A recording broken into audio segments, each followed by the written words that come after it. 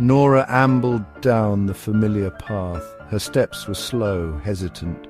The path was overgrown now, soft with moss. It wound its way towards the old cottage, nestled deep within the willow grove. Nora's eyes, the colour of a summer sky after a brief rain shower, held a distant look.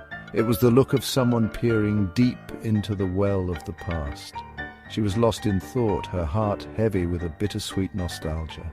The air hung heavy with the scent of honeysuckle. It was the same sweet perfume that had clung to the air all those years ago. Back then the world had felt full of possibilities, like an unopened book waiting to be explored.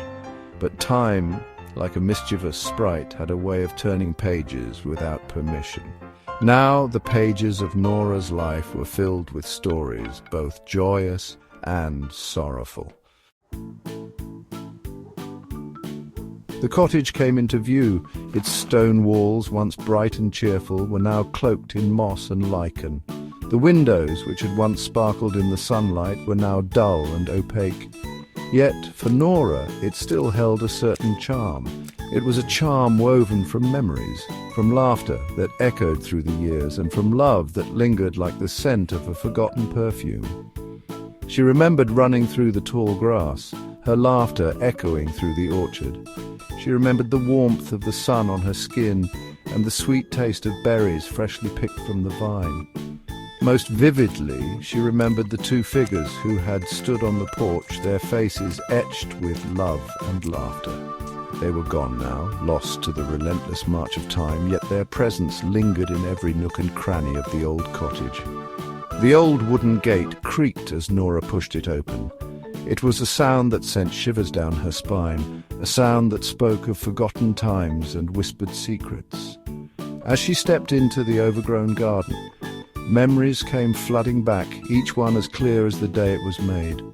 She could almost hear the echo of her mother's laughter, her father's gentle humming as he worked in his workshop. The garden, once a riot of colour and fragrance, was now overgrown and wild.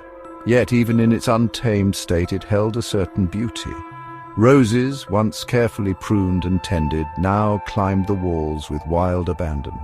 Their petals, though faded and tinged with the passage of time, still held a hint of their former glory. The air was thick with the scent of honeysuckle and lavender, a fragrant reminder of summers long past.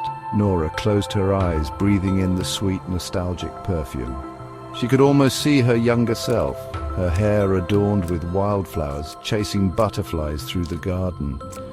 She could almost feel the warmth of her mother's hand in hers, the gentle sway of their bodies as they danced on the porch to her father's cheerful humming.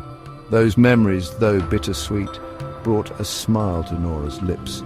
They were a reminder of a simpler time, a time when life had been filled with the simple joys of family, laughter, and the beauty of the natural world.